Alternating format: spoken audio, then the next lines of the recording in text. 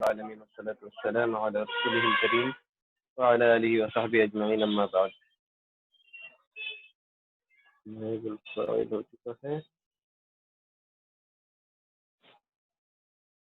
سبق پڑھ رہے تھے مفعول مطلق. ٹھیک, کوئی خلاصتاً بتا سکتا ہے مختصر مفعول مطلق کسے کہتے ہیں؟ یہ قسمیں سر نحو کا پیریڈ ہے. دروس اللغہ کا ہے کون سا ہے؟ دروس اللغہ. دروس اللغہ ہے. جی میں اس کا مطالعہ کر کے بیٹھا ہوا ہوں. دروس اللغہ کیا کریں گے؟ یہ پڑھیں گے یا دروس اللغہ پڑھیں گے؟ جو بھی مرضی آپ کی. اس کا مطالعہ کیا ہوا ہے, یہی پڑھ لیں گے. یہی پڑھ لیتے ہیں, اس کے بعد دروس اللغہ بعد میں پڑھیں گے.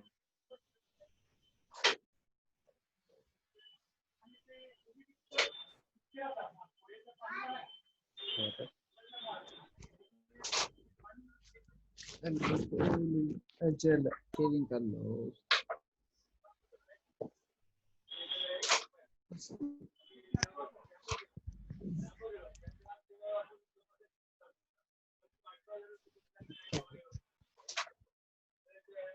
دیکھیے کتاب پھر غائب ہو گئی. آخری پرابلم کیا ہے بھائی؟ میرے موبائل کا پرابلم ہے یا کیا؟ کون سا پرابلم سمجھ میں نہیں آ رہا. صبح انائس پڑھایا تھا تو وہ کتاب اڑ گئی یہاں سے, اس کے بعد ابھی انحو الواضح اڑ گئی.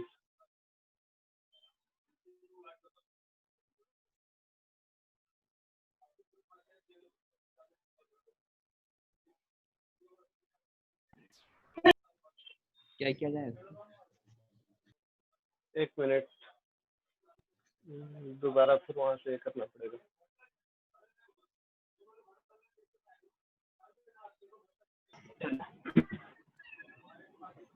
آخر یہ پرابلم کیا ہے, کسی کو پتا ہے؟ موبائل کا فالٹ ہے یا اس کا فالٹ ہے؟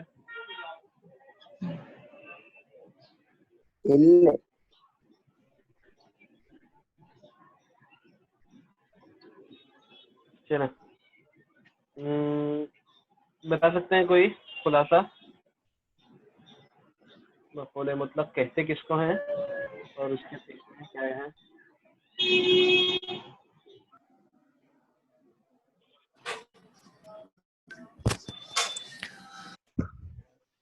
مفعول مطلق وہ اس میں منصوب جو فعل کے موافق ہو اور فعل کے بعد آئے تاکید کے لیے یا کیا بولتے ہیں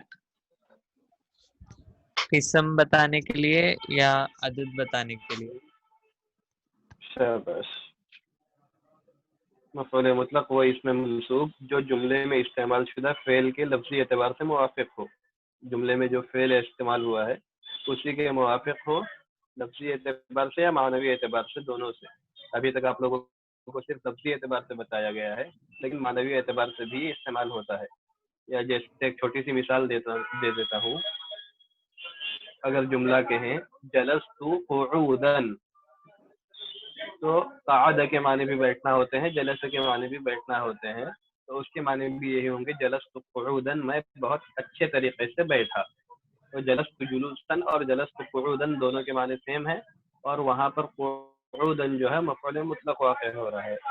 تو جملے میں جو فعل استعمال ہوا ہے اسی کو تاکید پیدا کرنے کے لیے یا قسم بتانے کے لیے یا پھر عدد بتانے کے لیے اسی کا مصدر استعمال کرتے ہیں, تو اس کو کہتے ہیں مفعول مطلق. ٹھیک, اب آگے دیکھ لیجئے تمرین ہے. اس تمرین میں بتایا جا رہا ہے کہ نیچے کی تمرین سے مفعول مطلق کو الگ کیجئے اور اس کے علاوہ پھر اس کی قسم بتائیے کہ کیا وہ تاکید کے لیے آیا ہے یا پھر عدد کے لیے یا پھر قسم بتانے کے لیے. تو تینوں کی الگ الگ نشانیاں آپ کو بتا چکے ہیں کہ جو مفعول مطلق موصوف صفت ہو یا پھر مضاف مضاف الیہ ہو تو وہ قسم بتانے کے لیے استعمال ہوتا ہے. اس کے علاوہ جو مفعول مطلق فعلتن کے وزن پر آتا ہے یا پھر فعلتن کا مثنیٰ یا اس کی جمع آتی ہے یا پھر عدد اس سے پہلے موجود ہو تو وہ عدد بیان کرنے کے لیے آتا ہے. اس کے علاوہ جتنے بھی اوزان آتے ہیں جو موصوف صفت بھی نہ ہو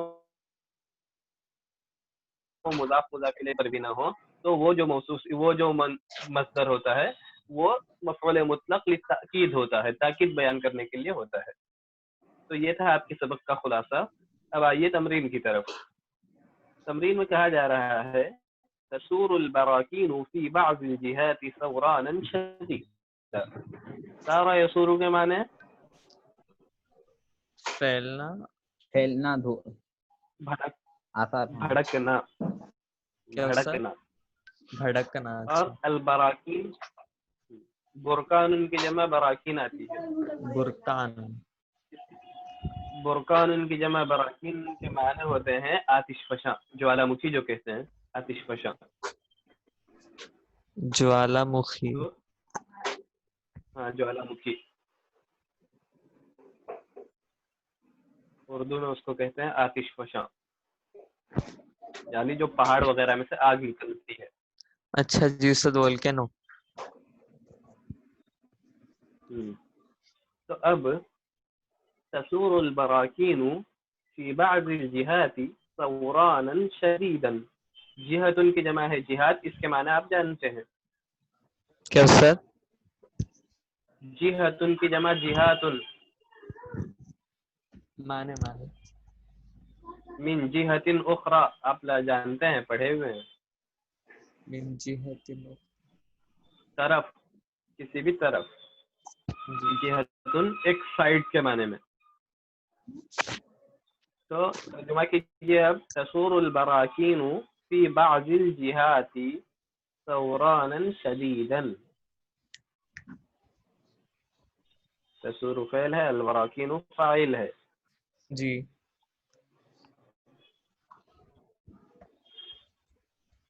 ترجمہ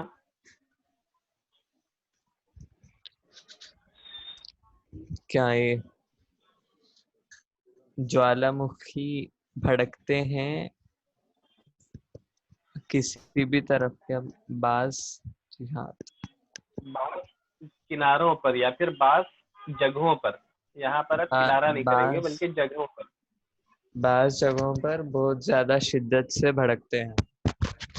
ٹھیک. ثورانا شدیدا بہت ہی سخت. یہاں پر اب ترجمہ ہوگا آتش فشاں بھڑک اٹھتے ہیں، جوالا مکھی پھوٹتی ہے کہتے ہیں، یا جی پھر آتش فشاں کہتے ہیں اردو میں. آتش فشاں بھڑک اٹھتے ہیں بعض جگہوں پر بہت ہی سختی کے ساتھ. ثورانا شدیدا. تو یہ ثورانا شدیدا کیا واقع ہو رہا ہے؟ موصوف صفت، مفعول مطلق مفعول مطلق مفعول موصوف صفت، مطلق ہے. فعلتن کے وزن. ثورانا شدید موصوف صفت ہے. تو جی کون سی قسم ہے مفعول مطلق؟ مفعول مطلق پہلی کی قسم قسم بیان نوع. ہاں بیان نوع کے لیے قسم بتا رہا ہے. ٹھیک. اس کے بعد فتہدم المنازل ہدما. ہدم یہدم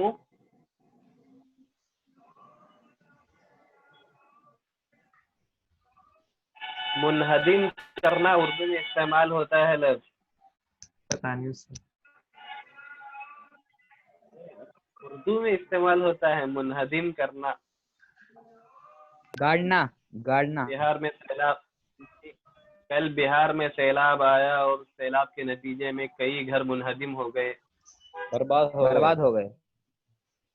گر جانا. گر جانا. ہدم یہدم کے معنی ہوتے ہیں گرنا. فتہدم المنازل ہدما یعنی تہدم البراکین المنازل. تو یہ جو آتش فشاں ہے، جوالا مکھی ہیں، یہ گھروں کو زمینبوس کر دیتے ہیں، گرا دیتے ہیں، ہدمن پوری طرح سے. تو یہ ہدمن کیا ہے؟ مفعول مطلق تاکید کے لیے. تاکید کے لیے ہے. ٹھیک. اس کے بعد آگے ہے وَتَدُكُّ الْمَبَانِي دَكًّا. گرانا. گرانا. جی. اس کے بعد جی وَتَدُكُّ الْمَبَانِيَ دَكًّا. مبانی کا کیا معنی ہے؟ مبانی.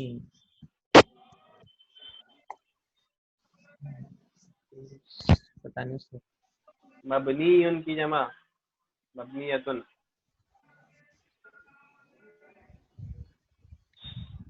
آفس ضد نہیں بناء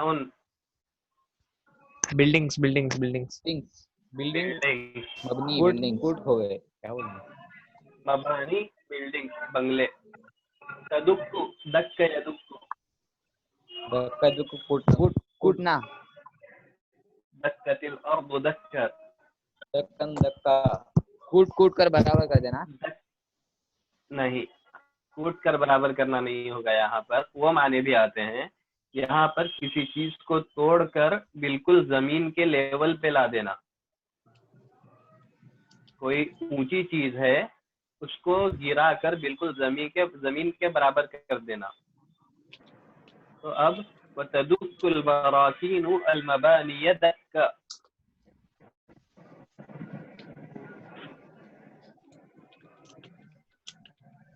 کیا معنی ہوں گے تدک البراکین المبانی دکن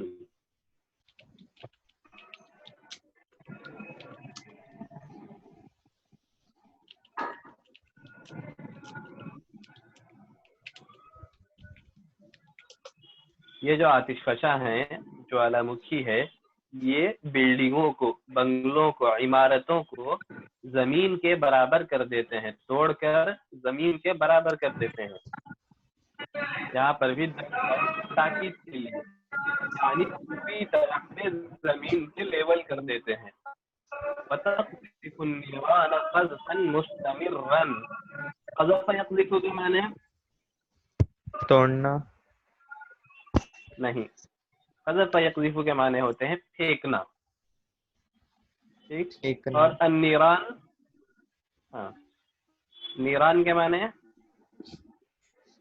نار ان کی جمع ہے نیران وتقذف النيران قذفا مستمرا مستمرا کے معنی مستمرا کے معنی مسلسل کنٹینیوسلی مستقل تو کیا معنی ہوں گے وتقذف البراکین النيران قذفا مستمرا مسلسل آگ پھینکتی رہے گی پھینکتی ہے یہ جوالامکھی جو ہے جوالامکھی جب پھوٹتی ہے تو پھر یہ مسلسل آگ کو پھینکتی ہے آتش فشاں جب پھٹ پڑتی ہے تو پھر بلڈنگوں کو گرا دیتی ہے عمارتوں کو زمین پہ لے آتی ہے اور پھر مسلسل آگ پھینکتی ہے تقذف قذفا مستمرا مستقل آگ پھینکتی رہتی ہے تو یہ قذفا مستمرا لبیان نوع ہے جی موصوف صفت فيخاف السكان خوفا عظيما السكان رہنے والے سکان رہنے والے السکون فيخاف السكان خوفا عظيما اور رہنے والے ڈرنے والے بہت زیادہ گھبرا جاتے ہیں بہت زیادہ گھبرا جاتے ہیں ڈر جاتے ہیں باشندے کہتے ہیں تو وہاں کے باشندے بہت زیادہ گھبرا یہ بھی بیان نو کے لیے یہ بھی بیان نو کے لیے ہے اس کے بعد فلا تسمع غیر نساء تسيح سیاحا سیاح کس کو کہتے ہیں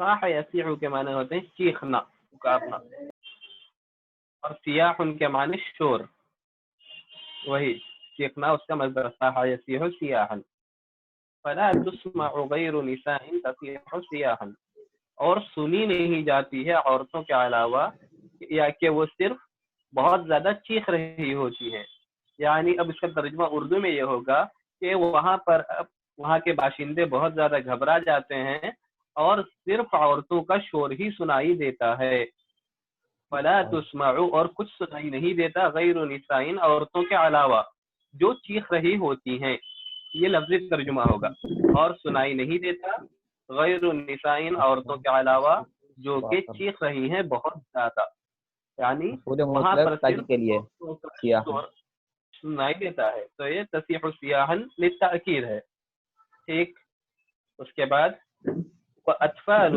تصرخ صراخا یعنی فلا تسمع غیر اطفال ہوگا، فلا تسمع غیر اطفال تصرخ صراخا.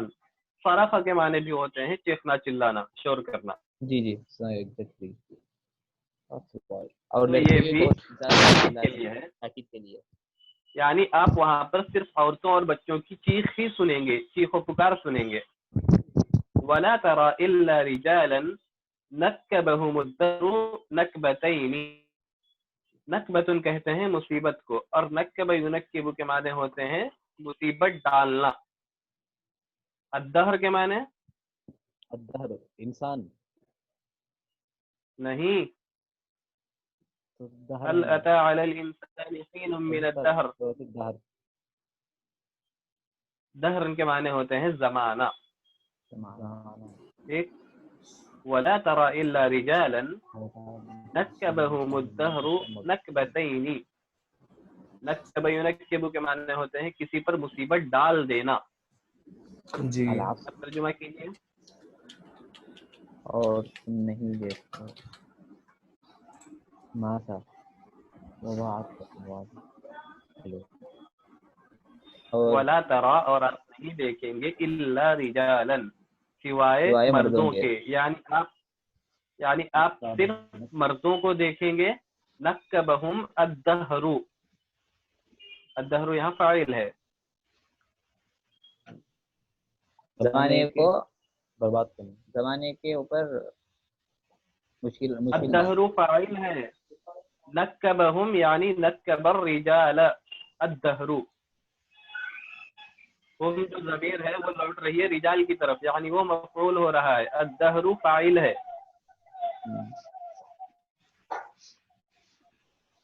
نکب الدہر الرجال یہ ہوگا. ہاں زمانہ لوگوں پر مشکل ڈالتا ہے، آدمیوں پر. ہاں آپ وہاں مردوں کو دیکھیں گے کہ زمانے نے ان پر مصیبت ڈال دی ہے. نکبتین 2 مرتبہ 2 مصیبتیں ڈال دی ہیں. زمانے نے ان پر مصیبت کے 2 پہاڑ توڑ دیے، یا کہہ سکتے ہیں 2 مصیبتیں ڈال دی. یہاں پر نکبتین جو ہے یہ عدد بیان کرنے کے لیے. ٹھیک. ہاں جی. اس کے بعد پھر مات اولادہم. پہلی مصیبت کیا ہوتی ہے؟ مات اولادہم، ان کے اولاد کی موت، ان کے بچے مر جاتے ہیں. وضاعت اموالہم، اور ان کی اموال ضاع رکھنا، ضائع ہو جانا. وضاع نہیں ہے وہ، ضائع ہو جانا. ان کا مال ضائع ہو جاتا ہے. ضائع ہو جاتا ہے یعنی مصیبت آتی ہے تو مردوں پر دوہری مصیبت آتی ہے، ڈبل مصیبت آتی ہے. ایک تو ان کے اولاد مر جاتی ہے، دوسرا پھر جو مال ہے وہ مال بھی ضائع ہو جاتا ہے. تو اب اس کے اندر سب سے پہلے اوپر ثورانا شدیدا یہ مفعول مطلق لبیان النوع. تہدیم المنازل حدما مفعول مطلق للتأکید. اس کے بعد دکن مفعول مطلق للتأکید. قصفا مستمرا لبیان النوع بیان نوع. اس کے بعد خوفا عظیما بیان نوع. بیان نوع. اس کے بعد تصیح سیاحا تاکید. تصرخ صراخا تاکید. تاکید. اس کے بعد نکبتین بیان عدد. بیان عدد کے لیے. جی. تو یہ تمرین آپ کی ہوئی. اس کے بعد اب آگے یہ تمرین آپ لوگ لکھ کے لائیے. تمرین نمبر 3 یا اس میں کہہ رہے ہیں کہ آگے مفعول مطلق آپ کو لانا ہے. جیسے مثال کے طور پر دیکھ لیجیے، پہلا جملہ ہے یفیض النہر. فاض یفیض کے معنی ہوتے ہیں النہر نہر بہتی ہے، ندی بہتی ہے. اب ہم کو اس مفعول مطلق استعمال کرنا ہے تو فاض یفیض کا مصدر دیکھیں گے. ہم سمجھ گئے؟ فاض یفیض کا مصدر آتا ہے فیضانا، تو ہم یہاں اب لکھیں گے یفیض النہر فیضانا، یعنی نہر بہت زیادہ بہتی ہے، بہت تیزی کے ساتھ بہتی ہے. ٹھیک. اس طرح سے یہ والی تمرین آپ لوگ لکھ لیجئے. اب آگے بڑھتے ہیں نئے سبق کی طرف. وہ نیا سبق ہے آپ کا مفعول لأجلہ. مفعول لأجلہ اس کو اردو میں کہتے ہیں مفعول لہو. نام یاد رہے گا مفعول لہو. جی جی مفعول لأجلہ. اجلہ اجل کہتے ہیں عربی میں لأجل استعمال ہوتا ہے کسی بھی سبب کے لیے, وجہ, ذریعہ, سبب. تو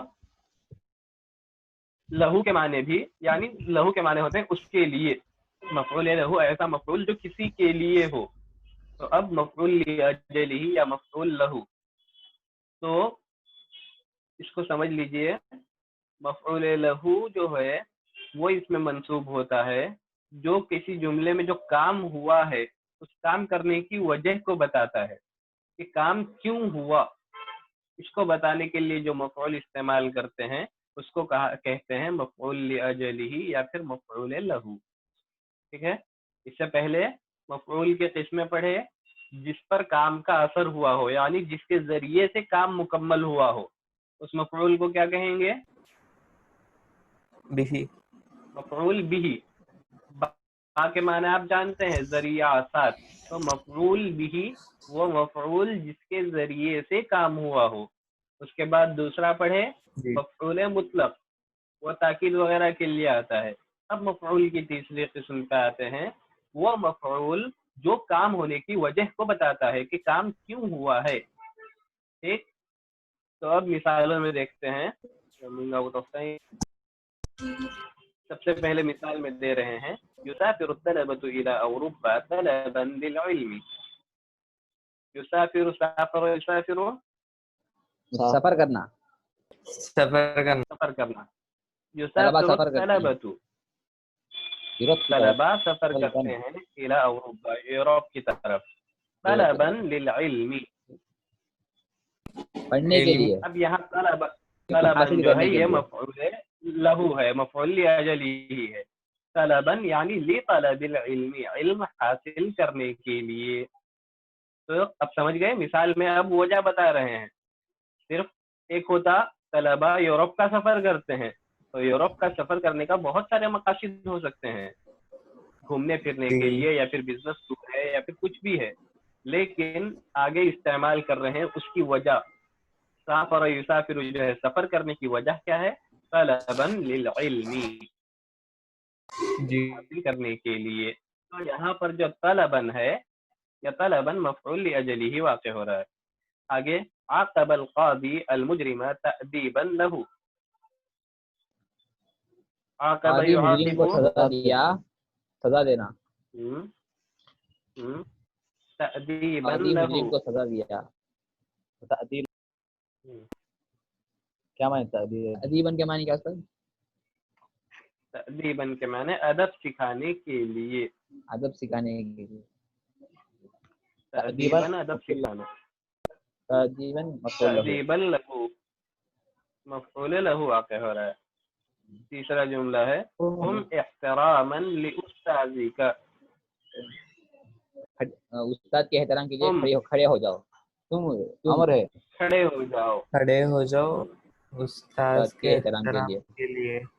احتراما اپنے احتراما استاد مفعول کے ادب کے لیے. استاد کے احترام کے لیے. تصدقت على الفقير املا في الثواب. تصدقت على الفقير املا في الثواب. تصدقت تصدق يتصدق كما خیرات صدقہ دینا. فقیر کی طرف خیرات, میں فقیر کی خیرات خیرات کی عملا کی ثوابی. ثواب کے عمل کے لیے. عمل وہ عربی اردو کا عمل نہیں ہے, وہ عمل. مال. مال نہیں, بڑھانا. عمل کے معنی ہوتے ہیں امید, آرزو, تمنا. ثواب کی امید سے میں نے فقیر پر خرچ کیا. ثواب کی خیرات امید کیا، میں میں فقیر کو نے خیرات فقیر کیا. کو خیرات کیا، فقیر جی پر جی اس کو صدقہ دیا. اس میں ہے صفحت کہ عن السفیہ حلما. عملاً ہاں عملاً مقول لہو ہے استاد اس میں. عملا مقول له ہے، جی جی یعنی صدقہ کرنے کی وجہ کیا ہے؟ عملا امید ہے. آگے صفحت عن السفیہ حلما. صفحت صفح صفحہ پیج پھٹانا. صفح الصفح الجمیل قرآن میں استعمال ہوا ہے. صفح صحف ابراہیم ہوگی. الجمیل وہ نہیں، صفح صحف نہیں ہے وہ، پہلے ہے. فصفح صفحا جمیلا یا پھر فصفح الصفح الجمیل کچھ اس طرح استعمال ہوا نا. ہاں جی جی. شاید سورہ طلاق میں استعمال ہوا ہوگا. تو صفحہ کے معنی ہوتے ہیں معاف کر دینا، درگزر کرنا. صفحت عن السفیہ حلما.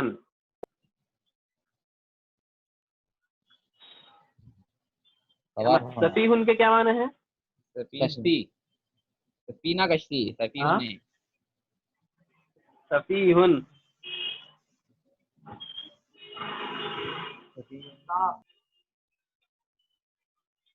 ارے آپ کی کلاس میں بہت سارے ہیں. بینچ. نہیں بھائی، آپ کی کلاس میں بہت سارے سفیہ ہیں.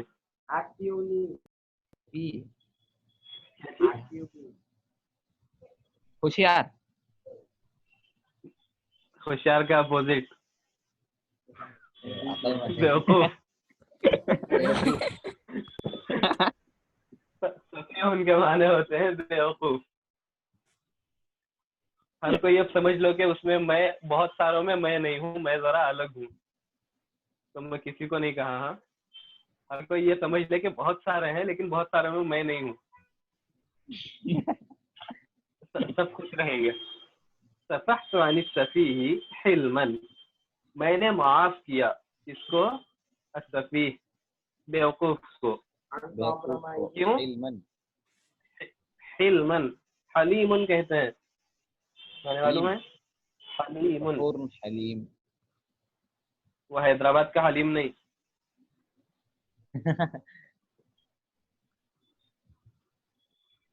حلم کہتے ہیں بردباری، یعنی غصے کو کنٹرول کرنا.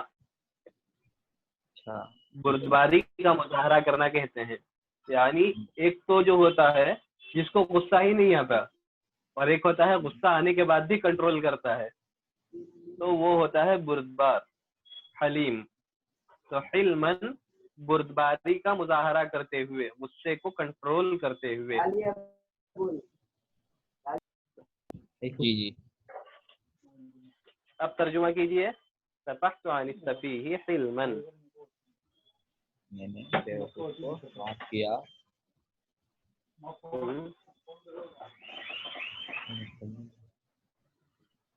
غصہ برداشت کرتے ہوئے کہہ سکتے ہیں، یا پھر بردباری کا مظاہرہ کرتے ہوئے. غصہ برداشت کرنے کی بیوقوف کو غصہ برداشت کرتے ہوئے معاف کیا. تو یہاں معاف کرنے کی وجہ کیا ہے؟ غصے کو کنٹرول کرنا ہے. غصے کو کنٹرول کرنے کے لیے ہاں مفعول لہو ہے. تجاوزت عن حفوة الصديق ابقاء على مودته. تجاوز کے معنی وہی صفحت، تجاوز کرنا کہتے ہیں، یعنی معاف کرنا، چھوڑ دینا ایسے ہی. تجاوزت عن حفوة الصديق. حفوة کے معنی ہوتے ہیں بکواس، الٹی پلٹی باتیں، بکواس دوست غلط کو. غلط باتیں. فاعل کیا ہے اس سے؟ حفوة الصديق. بکواس دوست کو. حفتن فعل کی طرح استعمال ہوا کیا اس سے؟ نہیں، یہ اسم ہے حفوة. مطلب کہنا ہے کہ اس نے بکواس کیا، پھر ایسا. تو اس کے لیے وہاں سرسرتن استعمال ہوا تھا، نہیں ابھی ذہن میں نہیں ہے، دیکھنا پڑے گا. جی حفوتن جو ہے یہ اس میں استعمال ہوتا ہے، دیکھ کے بتا دوں گا. اور یہ مضاف مضاف الیہ ہو رہا ہے، حفوت الصدیقی. جی جی سر. بکواس دوست کو، کیا معنی ہوں گے؟ بکواس دوست کو میں نے معاف چھوڑ دیا، بکواس دوست کو معاف کر دیا. نہیں، نہیں دوست سے مضاف بکواس. مضاف الیہ کس طرح ترجمہ ہوگا؟ صدیقی بکواس کے دوست کو. ہم، صحیح ہے. باب البیتی، گھر کا دروازے کا دروازہ، گھر نا. تو گھر کا دروازہ. بکواس کو. حفوت الصدیقی، دوست، دوست کے بکواس کو. دوست کی بکواس کو، دوست کی جی. فضول باتوں کو میں نے معاف کیا. کیوں؟ ابقاء علی مودتہ، مودتن